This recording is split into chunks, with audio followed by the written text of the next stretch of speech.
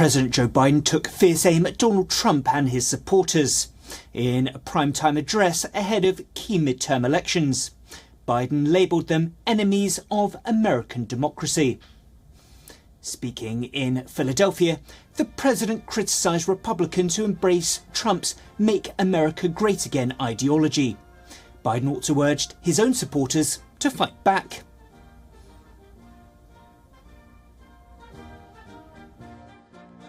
Donald Trump and the Maga Republicans represent an extremism that threatens the very foundations of our republic. Now, I want to be very clear up front. Not every Republican, not even the majority of Republicans are Maga Republicans. Not every Republican embraces their extreme ideology. I know, because I've been able to work with these mainstream Republicans. But there's no question that the Republican Party today is dominated, driven, and intimidated by Donald Trump and the MAGA Republicans. And that is a threat to this country.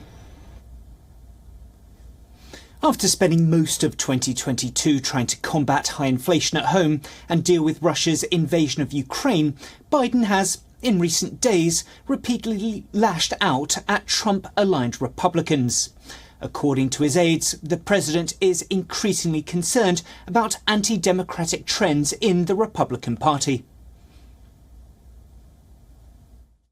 MAGA forces are determined to take this country backwards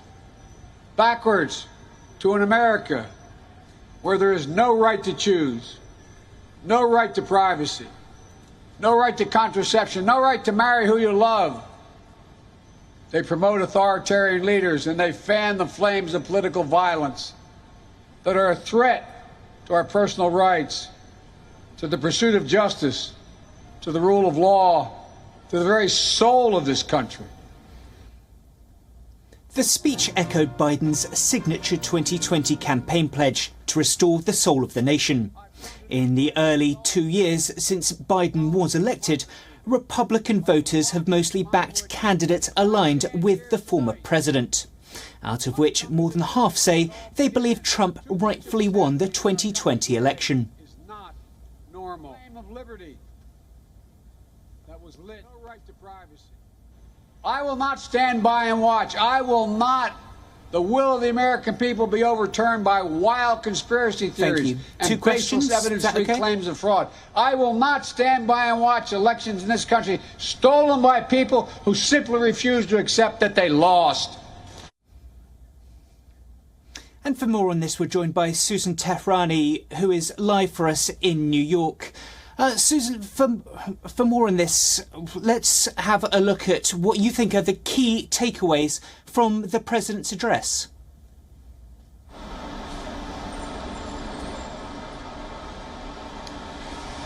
So it was clear that Joe Biden wanted to make this speech a referendum on his political opponent, Donald Trump, moving forward and his supporters, as opposed to a referendum on how the Democrats have been performing in the last 2 years or so, moving forward in the midterms and possibly in 2024 as well, and perhaps give them a blueprint, these candidates that are running in the midterms, on something, a platform and a message to run on. Whether or not they'll take this message and see it as a viable platform is yet to be seen, considering the fact that it was so divisive in tone and so dark in nature.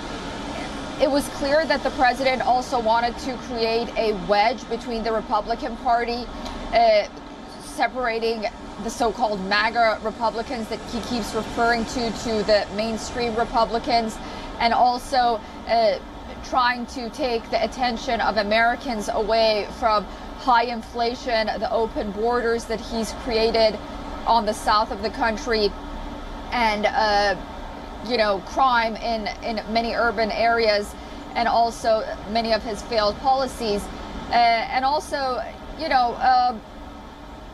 talk at the American people and sort of say that I haven't gone away, as opposed to talk to them. It's important to note that this speech was really put forth with taxpayer money.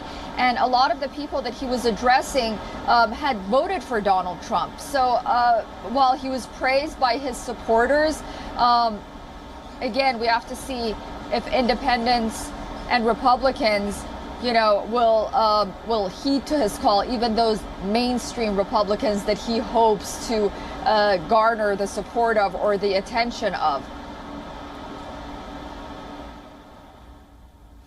And Susan, what has the response been from Republicans? Of course, even before the president began this address, House Minority Leader Kevin McCarthy was asking President Biden to apologise. Yeah, especially because President Biden went as far as calling his opponents and their supporters what he calls MAGA Republicans semi-fascist. These are things that, tones that he's been taking, not only recently, but as far back maybe as calling at one point Mitt Romney, when he was an opponent, that if you vote for Mitt Romney, he's going to put you in chains. And then, saying this is Jim Crow 2.0. Whose side are you on our side or Bull Connor's? And then, calling them semi-fascist. So that was what Kevin McCarthy, the Republican minority leader, was pointing to as a rebuttal to this speech. Also speaking in Philadelphia, we know Philadelphia, Pennsylvania. Kevin McCarthy was speaking in Scranton, Pennsylvania, which is the birthplace of Joe Biden. But we know Pennsylvania is a key state. It's a battleground state. It's a swing state.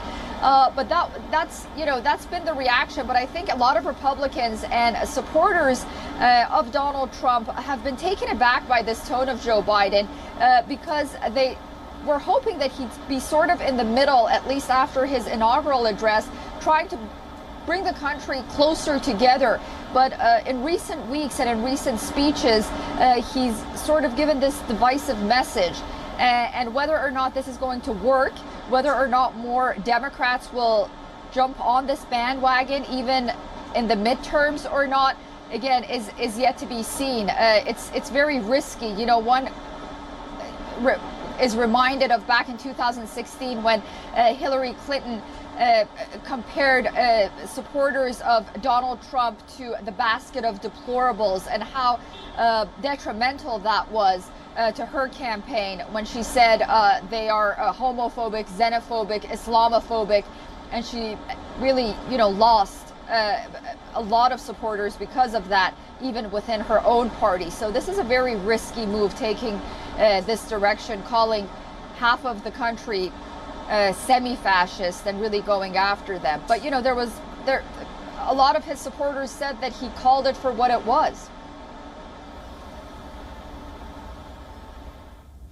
Susan, thank you so much for giving us the latest and getting us up to speed. That was our New York correspondent, Susan Tehrani.